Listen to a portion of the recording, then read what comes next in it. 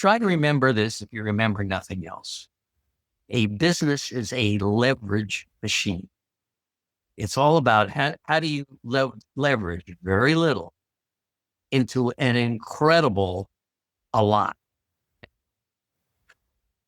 And the way you do that is you start with the end results you're looking for. What's the ultimate leverage on an exit? Okay. It's going public. It's doing an IPO. And why is that the case? Because an IPO enables you to take a business that's valued at, let's say, 5 to 7 times earnings as a private company and puts it into a marketplace where it's valued at 12 to 18 times its earnings as a public company. And the only difference between the two companies is one is publicly traded and one is a private company that has no liquidity and no immediate market for it. Okay. So once it's public, it has liquidity and it has financial leverage in that it's worth at least double and probably triple what it was as a private company. So if that's your end game, then everything you're going to do between now and the exit is to structure your business to optimize every form of leverage possible to get it to where it IPOs and you take the company that you built that is worth 5 to 7 times earnings, and in the snap of a finger, it becomes worth 12 to 18 times earnings. All right. So that's the end result you're gonna look to. Now, what's the leverage just before that? Well, the leverage just before that is in acquisition of companies and bolting them on to your company. And it's a size leverage. A company, when it's very small, might only be worth 3 to 4 times earnings because there isn't the depth of management there. There isn't economies of scale there. There isn't a track record and history there. So it's worth very little in terms of a multiple of earnings. But every time you acquire another company and bolt it on and acquire another company and integrate it in and acquire another company and integrate it in, when you're doing that, you're building the size of your company. The management team is getting bigger. You have more depth to it. You have more track records. You have more interest in lenders who want to loan big amounts of money than a small amounts of money. So all of the things that you incur while you're building the size of your company are taking you from a company that's worth 3 to 4 times earnings to a company that's worth 5 to 7 to 8 to 9 to even 10 times earnings. Okay.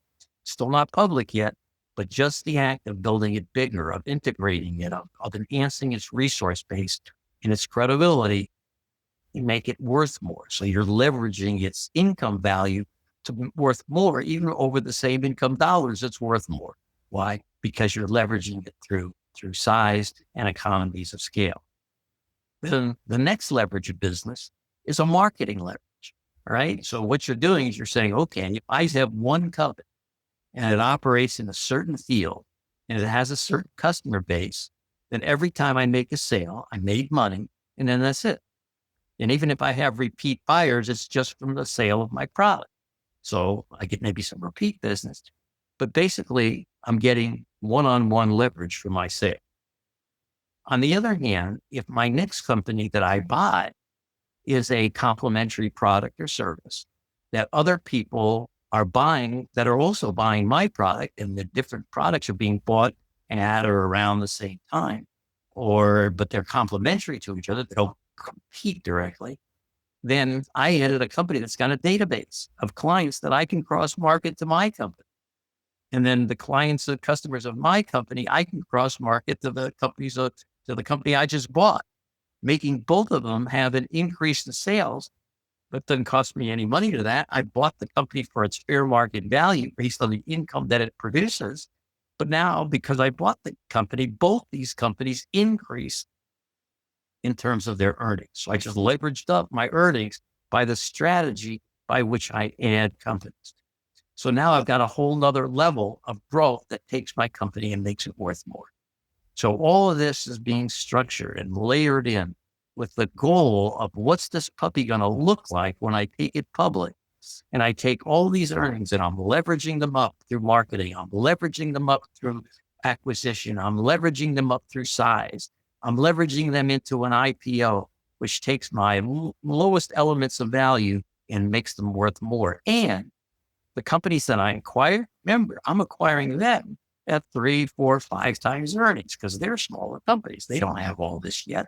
Okay. So I'm buying them at 3 to 4 to 5 times earnings, integrating them into my company with their earnings, growing their earnings, and then taking that public at 12 to 18 times earnings. It's like, wow, multi-generational wealth being made. And it's a matter of a structure and a strategy to do that. But you're building your company with that end goal in sight. Do you know the ultimate leverage and how you're going to exit?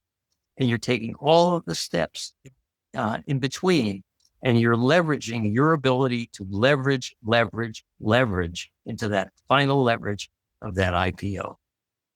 So anything you want to do, anything you're going to want to do, there's somebody out there that already knows how to do it and can help you with it.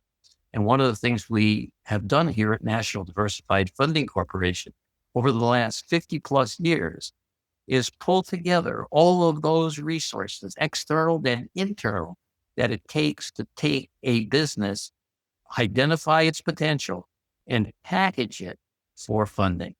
And that's where we excel in getting people the money that they need to operate and grow their company.